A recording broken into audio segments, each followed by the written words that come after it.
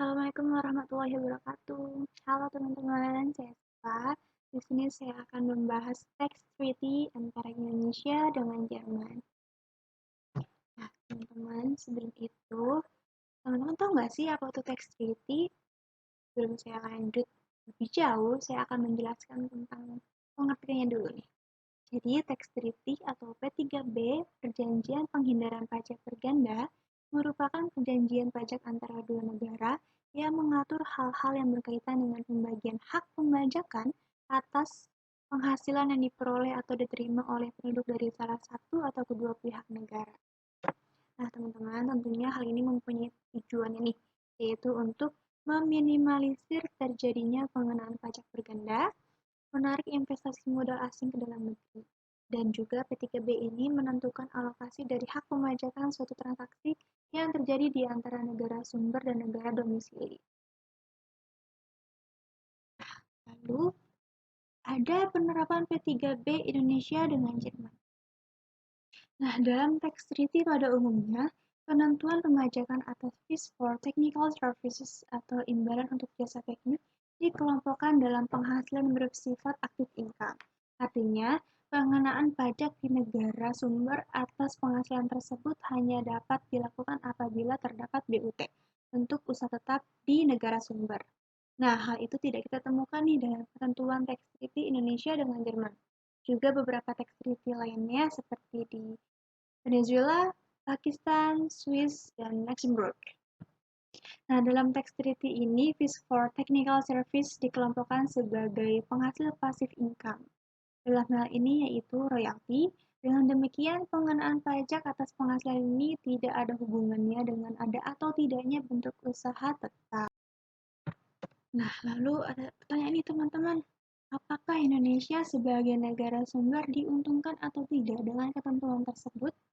Jawabannya bisa ya, bisa tidak. Karena jika jasa teknik terkait tidak membutuhkan jangka waktu yang lama, Indonesia bisa jadi diuntungkan. Sebab secara otomatis Indonesia tetap memiliki hak pembajakan.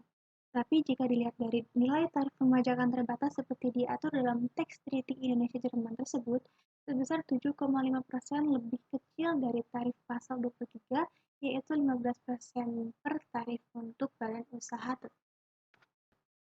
Nah, penghindaran pajak. Penghindaran pajak yang dimaksud di sini adalah penghindaran pajak yang legal dan tidak menyalahi aturan dan tidak menyalahi regulasi.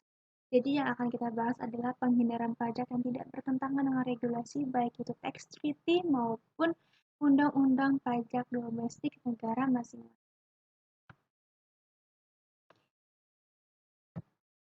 Lalu pada artikel 5 yaitu permanent establishment. Pada umumnya, tax treaty itu mengatur tentang aktivitas pemberian jasa. Untuk Indonesia dengan Jerman itu tidak diatur aktivitas pemberian jasa selain jasa teknik dan itu juga tidak diatur di permanent establishment pada artikel 5. Namun digabung pada artikel 12 yaitu royalti. Di mana yang kita tahu bahwa royalti ini passive income. Sementara jasa teknik ini adalah active income, jadi sebenarnya ini ada dua hal yang berbeda yang digabungkan dalam satu artikel. Nah, aktivitas pemberian jasa. Aktivitas pemberian jasa selain jasa teknik itu tidak diatur di tax treaty Indonesia dengan Jerman. Saya kasih contoh misalnya jasa marketing. Misalnya Mr. Smith datang dari Jerman ke Indonesia untuk memberikan jasanya ke PT A yang ada di Indonesia. Nah, hal ini tidak dapat ditentukan sebagai BUT atau badan usaha tetap karena di tax treaty tidak mengatur tentang aktivitas pemberian jasa. Sekali lagi teman-teman. Nah, artinya apa? Mr. Smith tidak dapat dikenakan pajak seperti yang diatur dalam artikel 7. Tax treaty itu mengatur tentang business profit. Nah, kita kenal istilah dengan no PE, no tax. Jadi harus ada BUT, teman-teman.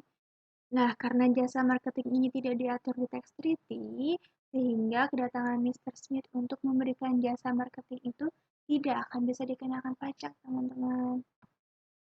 Nah, begitulah teman-teman sebagai salah satu contoh dari banyaknya contoh-contoh yang lain tentang tax treaty Indonesia dengan Jerman.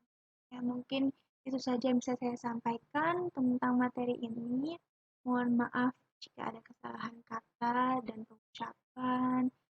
Terima kasih sudah mendengarkan saya, menyimak saya, dan semoga ini menjadi manfaat untuk kalian semua. Dan terima kasih. Wassalamualaikum warahmatullahi wabarakatuh.